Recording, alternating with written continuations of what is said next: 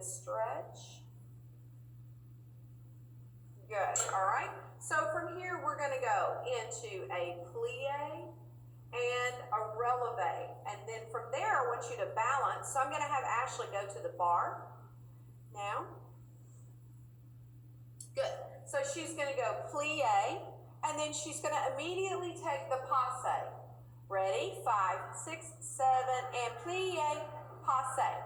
And now turn to the side so they can see where that connective part becomes that placement. So you have that high passe. You're pretty much flat as you can possibly be on the top of your leg, really, really rising high on that releve, and nice strong passe. You want to engage your rib cage, keeping it closed. So you never want this area here to be curved. You want this to be as flat as it can be, this to be as flat as it can be. This is your passe with your leg as high as you can go. A nice strong releve, and if you notice, she has her passe connected right at her knee. If you have really, really long legs, sometimes we pull them up even more. Good, yes, all right.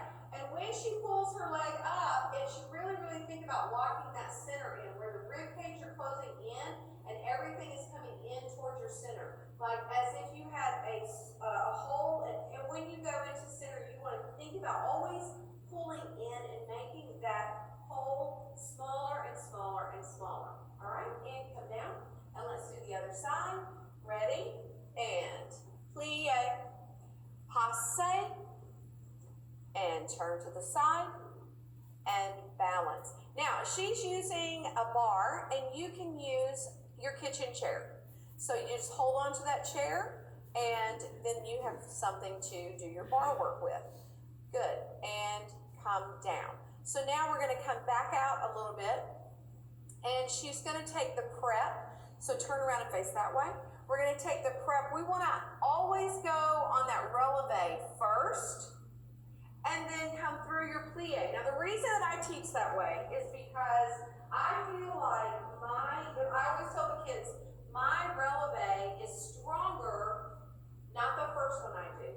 It feels more secure after about the 20th releve that I have done. That's why I always do releves first before I go into a pirouette. So in order to take this releve all the way up and know that that's going to be engaged, I'm basically telling my body to set up for that right there. So when I go on releve, both of my legs are already engaging.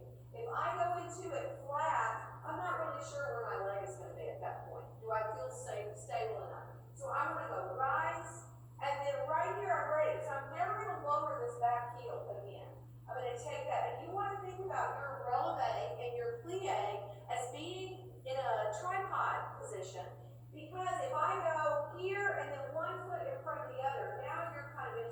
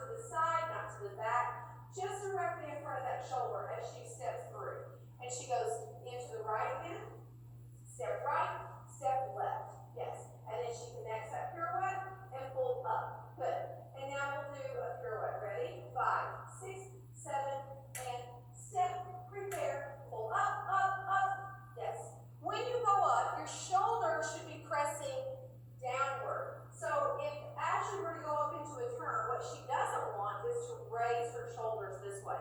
You want to make sure that you press those shoulders down. Your back should be extremely wide. If you've ever seen a swimmer who does like the butterfly stroke, that swimmer's back is almost like a triangle right here. And you want to press that muscle out. So this muscle here is called your latissimus dorsi.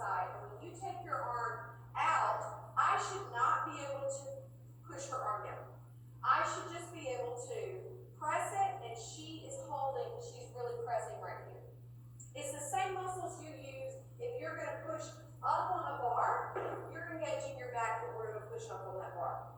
So you want to engage the back or really push up as you go into the step. Ready? 5, 6, let me adjust the camera. Ready? 6, 7, and down. Press. Yes. So you want to keep your elbows out, lifted, not too high.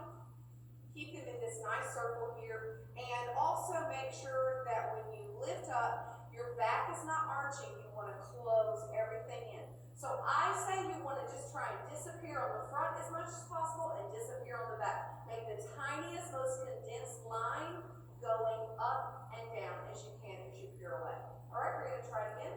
5, 6, 7, and step, and 4, 1, 2, and down. Yes.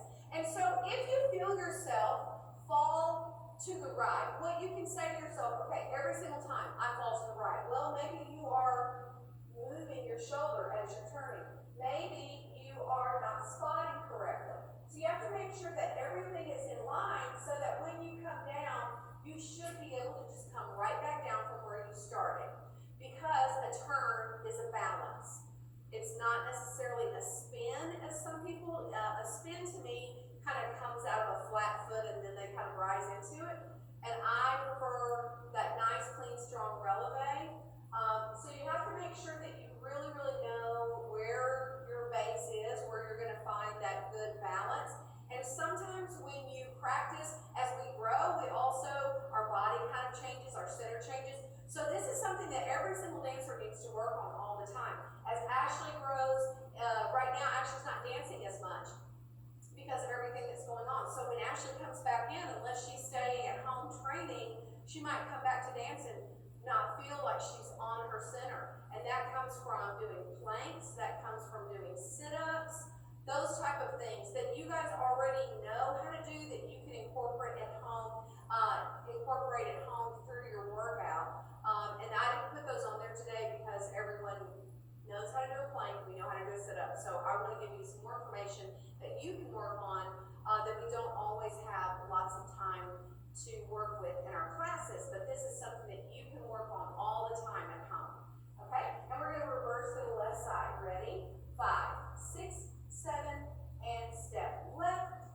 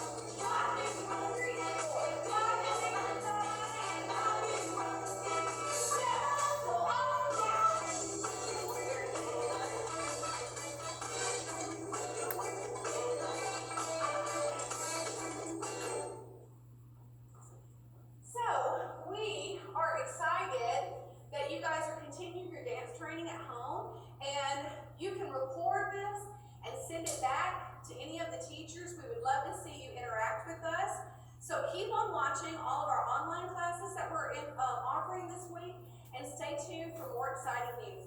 Thank you, Ashley and Miss Tanaya, and we'll see you later.